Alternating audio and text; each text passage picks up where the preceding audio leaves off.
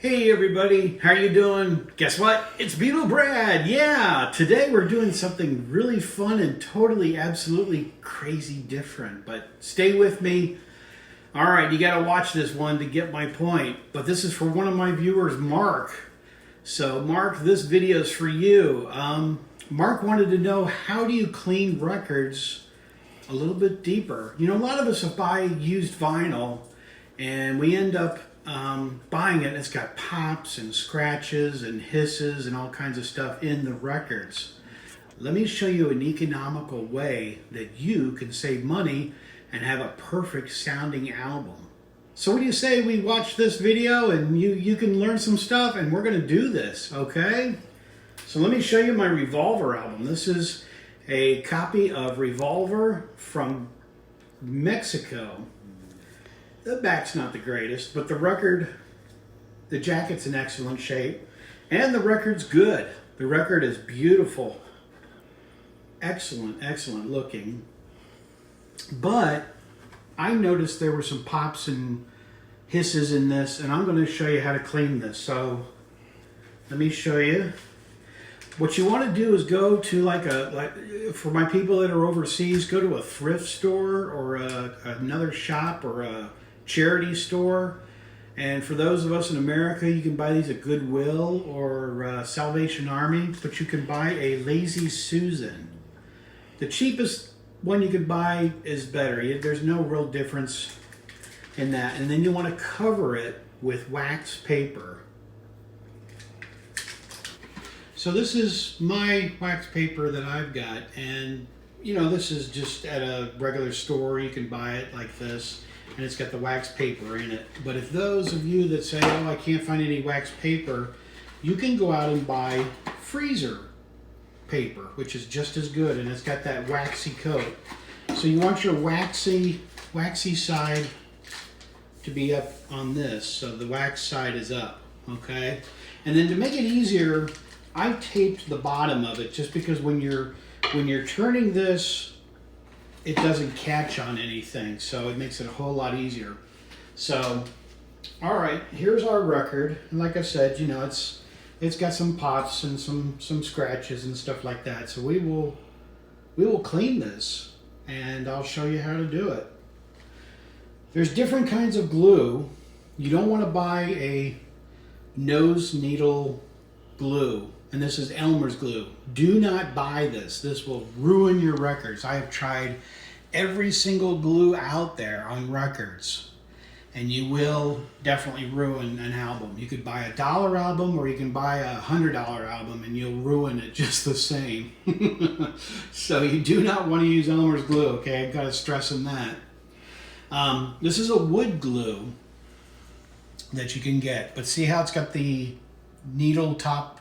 You don't want a fine top at all on a wood glue, because this is too thin and it spreads too slow and it starts to dry. You don't want that.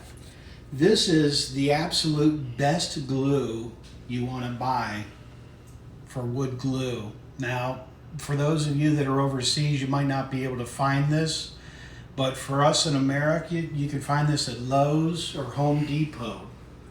And this glue is the best. I've tried other wood glue, and this is the one to use. And see the nozzle or the end of it? That's kind of a wider, kind of a plastic thing on the end. So you want to open it up. Make sure you shake it down first, because you don't want any breathing in between when you apply the record or the glue onto the record. So, all right, let's get started. Here we go. Now the best way to do it is to start here inside the record. So you can start here, and you want to go around the record the best you can. You got a little bit of a gap, and that's fine. We'll just fill that in right there.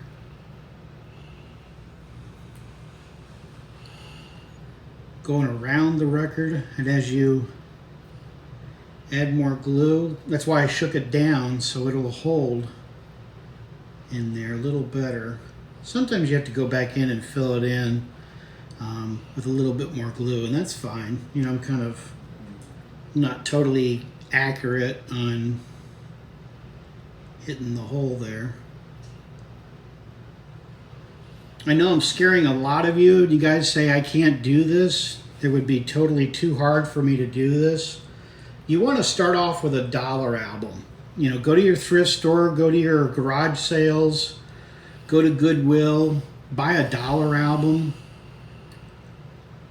and try it out on several dollar albums, and it will work. Just apply a little bit here on the sides. And then we all get in the mail cards that are no good. You know, companies will send you credit cards or they'll send you little paper cards. Well, you want, I cut mine up. This is actually a JCPenney's one. And I cut it up into small pieces, and that'll really help, thank you Post Office, by using that to spread your glue. So what you want to do is, well, we'll go this way first. What you want to do is turn your turntable and start spreading the glue. And as you can see, kind of work your way out to the end of the record.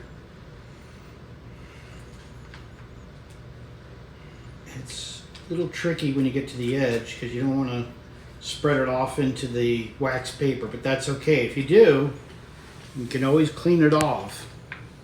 But see how I'm filling in the holes, and see how it's, so you got a little bit of a glop there to fill in. You can just always go back and fill it in that way. And it doesn't have to be absolutely totally perfect. And you don't really need to hit the total edge. I mean, you can get as close as you can. I'm just playing it safe by not going all the way to the edge on it. So see, you've got your glue and you've spread it out. Do not, I've seen people do this, do not get it on the label. Do not get it on the label here, because if you put your glue on the label, you will ruin the label, most definitely. So you don't want to do that. So basically, while you're letting this dry, you let it dry overnight. Do not put a fan on it, because if you put a fan on it, you speed up the process. And by putting a fan on it, it does it unevenly and it doesn't dry it correctly. And by using the fan, it almost makes it stick even harder, and it's hard to get off. But you do not want to go any longer than 24 hours on letting that dry. And when this dries, see, as you can see now, it's in a yellow kind of basin. But when it dries, it'll be totally clear, and you'll see pops all around it. That means that's pulled up a lot of the things that are down in the grooves. So that'll pull up all of that. And we'll see that when it dries in 24 hours. So stay with me, all right? Because you want to see what this looks like, and you will not believe how fantastic the sound quality is of this. So stay tuned.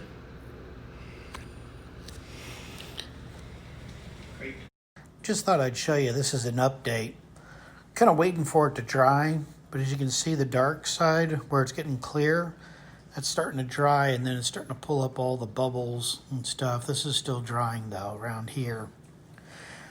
I know this seems a little scary to do, but actually once you do a couple of these, it's actually really pretty easy and kind of fun to see how it pulls the stuff out of it. You really can do this. It's really quite easy. The more you do them, the more easier it gets, like I said. But yeah, look how it's pulling the stuff out of the record in between the grooves right there and through here. Okay, show you a little bit more a little bit later. Okay, so now this is what it looks like. This is totally dried, and I let it pretty much dry overnight. As you can see, it's kind of black, just like the record itself. And there's some bubbles in there. That's some of the stuff that's been pulled out and showed up. And the record will be really, really nice and clean. But let's peel this and I'll show you what it looks like. Okay? Also, here's Buddy to say hi to everybody. So he's glad to see you. Aren't you, Buddy? Yup.